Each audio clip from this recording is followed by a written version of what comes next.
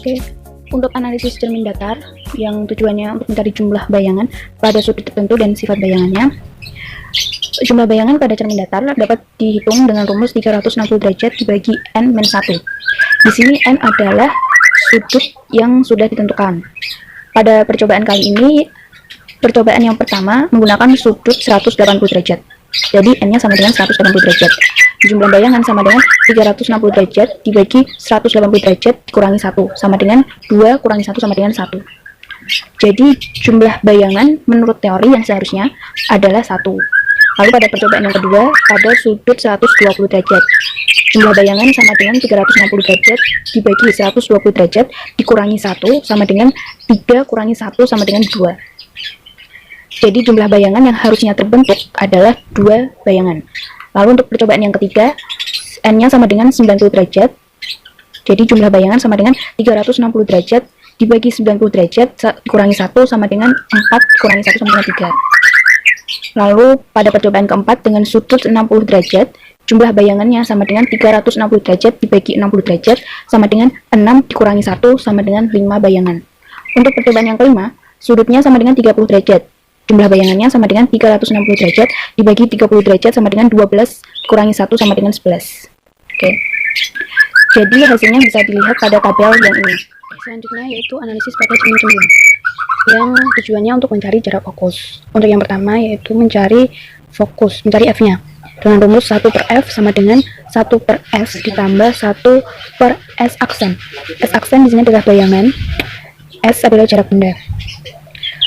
Kenapa nilainya positif? Karena yang dihasilkan bayangannya bersifat nyata dan di depan cermin, sehingga di sini tandanya plus. Lalu 1 per f sama dengan 1 ditambah 1 aksen per 1 kali 1 aksen, sehingga menghasilkan f sama dengan 1 kali 1 aksen per 1 plus 1 aksen. Untuk f pertama dan f ke-6 hasilnya seperti ini. Lalu dicari rata-ratanya. Selanjutnya itu mencari rata-rata fokus.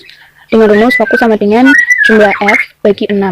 Jumlah f tadi yaitu 102,1 dibagi 6 sama dengan 17,02 cm. Ini adalah rata-rata fokus. Selanjutnya mencari do f per do s. Do f per do s rumusnya diperoleh dari do s kali s aksen dibagi s plus x aksen per do s. Lalu jadinya s aksen dikali s plus x aksen men 1 kali s per 1 plus s kuadrat. Sehingga rumusnya menjadi 1 aksen kuadrat dibagi 1 plus 1 aksen kuadrat. Lalu mencari do f per do s-nya sampai 6 kali percobaan tadi ya. Nah, ini ditemukan hasil seperti ini. Lalu setelah itu mencari do f per do s aksen. Untuk mencari do f per do s aksen, menggunakan rumus do f per do s aksen sama dengan do kali s aksen per s plus s aksen per do s aksen sama dengan s kali s plus x aksen dikurangi 1 kali s kali s aksen di per s plus s aksen kuadrat. Lalu s kali s di plus s kali s aksen dikurangi s kali s aksen di per s plus s aksen kuadrat, sehingga menghasilkan rumus s kuadrat per s plus s aksen pangkat 2.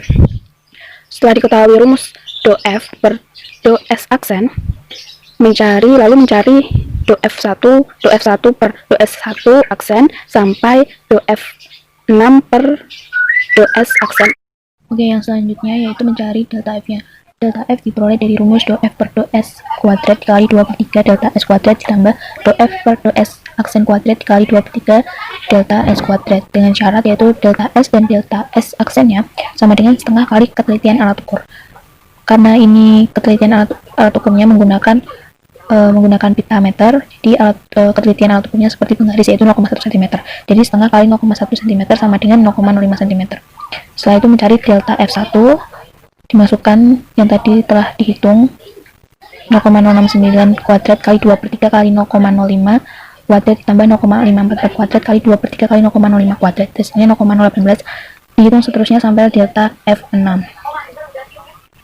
Setelah mencari delta f6, lalu selanjutnya mencari f fokusnya sama dengan fokus rata-rata plus minus delta f. Tadi fokus rata-ratanya yaitu 17,02 plus minus delta f-nya diambil nilai yang paling besar. Nilai yang paling besar yaitu pada delta f2 yaitu 0,019, jadi dimasukkan ke dalam fokusnya. Jadi 17,02 plus minus 0,019 cm. Berikutnya adalah mencari kesalahan relatif. Mencari kesalahan relatif menggunakan rumus delta F dibagi F rata-rata kali 100%. Tadi delta F paling besar adalah 0,019 dibagi F rata-ratanya 17,02 dikali 100%, hasilnya 0,11%. Lalu mencari ketelitiannya.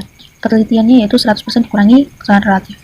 100% dikurangi 0,11% sama dengan 99,89%. Jadi ketelitian dari praktikum tadi adalah 99,89%. Selanjutnya yaitu KS kesesatan. Rumusnya nilai mutlak F teori dikurangi F praktikum dibagi F teori kali 100%.